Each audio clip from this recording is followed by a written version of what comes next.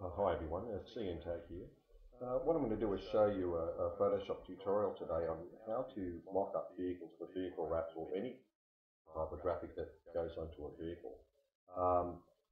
Traditionally, what would usually happen when we do vehicle graphics, we used to use templates like you see here.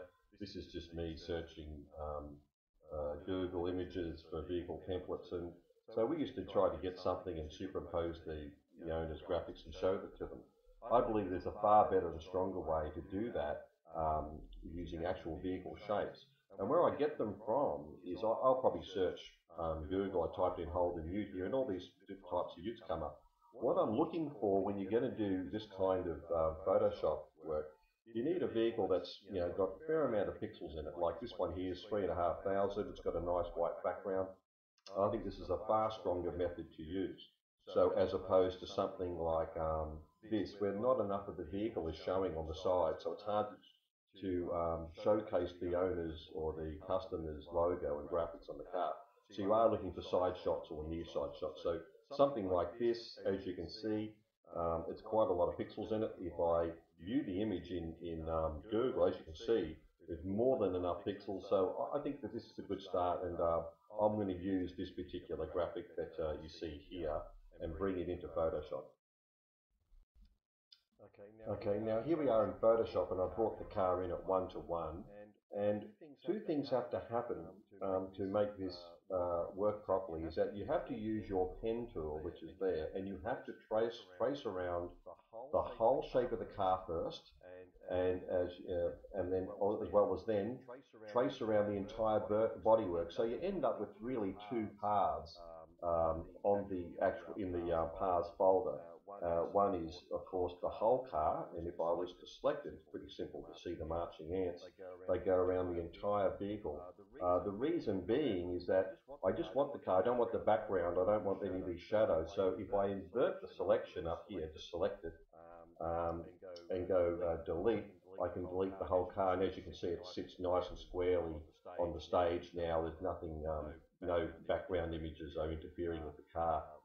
That's very, very important. If I deselect, and also with the pen tool, if I go around, I make a new paths layer, and I just do the bodywork. If I click on it, go Control click, as you can see, I traced around the entire car, the windows and everything. I'll just deselect that now. For some of you who aren't familiar with the path tool, it's a very strong tool that you have to learn how to use. It sits on there, it's the pen tool, and what you've got to do to trace properly, it's very simple. It uses Bezier commands, as you can see there now, but you need to sometimes to get control curves, you need to sometimes stop. If you go like this, it'll do straight lines, but sometimes if I've got a command here and I need to go here, it'll do that there. Well, I don't want to do that. By using the Alt command, I can end it, and then I can start again. So it's go Control Alt on the end of it will allow you to stop curves from going any further, to do right angles, and that is the only trick you're really going to know about the pen tool. And anything you draw in a pen, it'll put a new pathway in your paths folder, and if I go Control click, it'll highlight it, and that's how we do that particular type of selection. Now, with my paths all done, you've traced around the entire car. To do an entire car for me takes about half an hour to do the outside and the bodywork.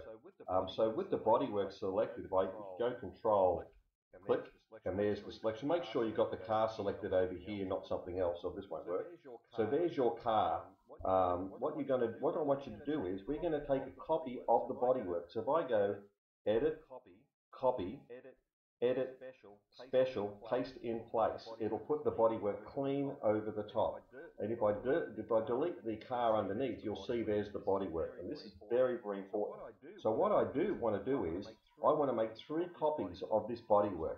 So I'm going to drag and drop it over to new layer. It makes a duplicate, drag and drop it over there again, and now I have 3. So I'm going to have to rename these. I'll call this, this is the top,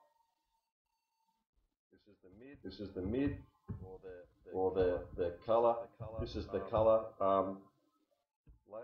layer, changes the color of the car, and this is your base layer. Very important to have those. So as you can see now, I have three copies of this particular layer here, and then if I click the bottom one, there's the car underneath, okay? Okay, what's next is we have to do just some changing of the colors of these top, the color and the base, okay?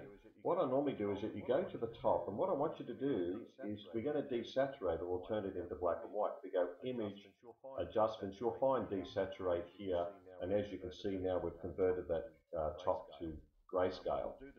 We'll do the same to each one of these layers. So there's color, do the same, we're just going to turn that one there into Desaturate as well. And then as well as this one here. So all three have been desaturated. Okay, they're all black and white. Now to the top layer, what I want you to do is, we go back to the top and we are going to go to Image, Adjustments, so just go into Levels. And what we want to do is, we want to make this, using your levels, we want to make this particular graphic very, very dark. We want to keep the lights too, but something like that is very strong, and that's what we want to do with it. As you can see, it's very dark. That's great. To the next layer, the color layer, it's still grayscale. What I want you to do is, using your control and click inside of here, let's just select that. And what I want to do is, I want to fill that with, say, white. It makes no difference, and we'll fill that with white. So just go Edit, Fill, or Shift F5, and then there it is. It's perfectly white. That's okay. That's normal. Turn that one there off, and now we're left with the base layer. Now what I want to do with the base layer, deselect of course, come up to Images again, go back to Levels, and we'll make this one here really light, okay? So what we'll do is we'll move it over there. As you can see, we still want to keep some of the colors, I still want to keep some of the color shapes that you see here still evident, but there's a nice base color. That's good enough for me, and hit OK. So that's very important. So if you undo that, of course, there's an orange car underneath. Okay, now with my three layers of top, color, and base, what I want to do is, let's just do some transparencies. So by selecting the top layer, there we are, I want you to come up to your transparency area and change that to screen. If you just hit screen, there it is. Your color, which sits underneath it, which is white, I want you to change that to multiply. And your base, what I want you to do is just leave that as just normal. Okay, just normal. There's nothing to do with that. This is a really very good. Once you get this ironed out, you can really understand how it works. I've just taken a car which was traditionally orange, and I've now made it white. And I can change it to any color I want. If I select my color palette like you see there, pick up a green and hit my paint bucket, I can now change the car to any color I want. I can come up to my, if I come up to my hue saturation things, whatever color I have, a lot of people, I can change the car to perfectly to any color I want. And that's very, very important moving forward. That means you're not, look how the car comes through. So this means this ute can be used for whatever color that they have. It's a wonderful tool to have. Okay, so I'll just get rid of all those. So I think that, as you can see, if I'll just pick another color as well, even anything sort of darker. You have to play around with your tones a bit, but usually it's pretty good. I mean, you'll get within, 15% of the colors if you need to go by. Okay, now up next is I'm going to show you another tool which is really helpful if you're using Photoshop, and not many people use it, and that is I use Mini Bridge a lot, and it helps me drag and drop files onto artwork without having to open them up in a separate layer or import them. It's never as efficient as using Mini Bridge. You just have a folder with all your assets in it. So as you can see here, I'll just get my car up here. Down here, there's a bunch of images. This will be like your customer source file when you build them. And if I take something like, here's a green back, I can drag and drop it onto the car. And what it does is, if I just zoom out, a bit more, I'm not using any shortcut commands, so that people can, who aren't familiar with Photoshop, can just do it. You just get your image like you see there, I put it up over the car. You can sort of see a bit of the car showing through and just hit enter. And what it's done is it brought the image over the top. It's sitting just below the top folder, file you see there, and there's my image. And how do I make the car, this image, this background, attach itself to the car shaped body? It's really simple. Not many people know this, but there's a tool. There's just a simple button. If you just hit the Alt key, and just below, where the top layer is there, and you go between them, you'll see the cursor change. Just click it. Oh, sorry, wrong one. And what it does is, if you just click underneath the green background, it will then put that shape clear over the car. And as you can see, now the car is there. And if I grab my green back and go Control T, because I'm in between layers, it's amazing. I can just move that around. The car's showing through. This is one. You could have done this with one big image, and you are basically done. You know. Depending on saturation, you can saturate these right up as hell. Now, if I want to add something like the customer's logo or something like that, I'll just stay in that green back there, and I'm just going to drag up my logo like you see there. There's Bill Smith Builder, and I'll just reshape him. Just move him over to the stage there somewhere. Again, he's outside of it. He's not really, see how he sits outside of the body shape.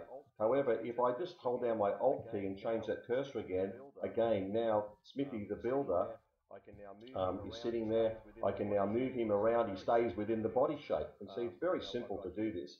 And now I've got him. And also what I will do is I'll bring in my Builder PNG. I'll bring that over there like that. There's a big one there. As you can see, I'll bring him in there. He, again, isn't... Again, you have to use your Control T commands to sort of select it within the picture. But if he's a bit like you see there, some people can resize this because he's come in as a object. If you just and you don't have that many commands when it's an object. But if I just come in here and just change using the distort tool, the angle of the car, it's always a good thing to do, just to do that and get that. And again, underneath Builder, if I hold down my Alt key, see how the cursor changes? Also, now the Builder sits within the car. I can throw Control T and move him around. I know there's a bit of extra light there that's probably interfering with the face, but that's okay. I mean, if I move him there, he's very good, he's very strong. I hit Enter. I don't kind of like the tone of that particular guy, so what I'm going to do is I'll just rasterize that layer so I can come into my Images palette and just change the hue saturation to something like green, like you see there. If I just move him over to green, he matches the car better. That's good. Also, I'm just going to, so you can see it a bit better. Also, just get the layers correct. Underneath here, you can see the logo isn't in the right place, so I just move it above. I'm going to Control T that, transform just with the thing, get the right size like you see there, move it over, again, should come down just a little bit more, like that. And again, I'm just going to get that logo and do what most other people do and distort it so that it's in the right angle of the car. You know, I'll do that there, that part's good. I'll probably move it up just a little bit more, down a little bit more. That's a good perspective. I can move him up a bit. I understand that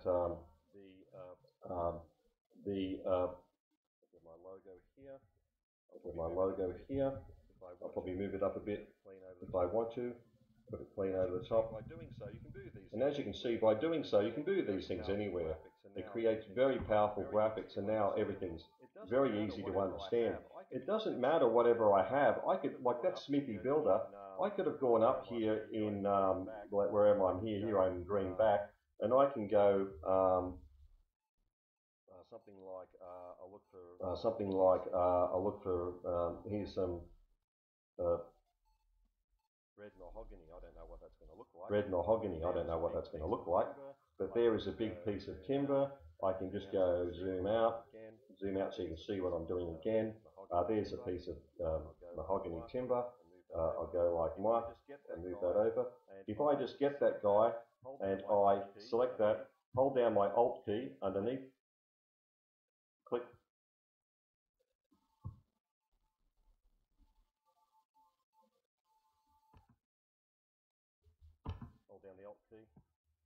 hold down the Alt key,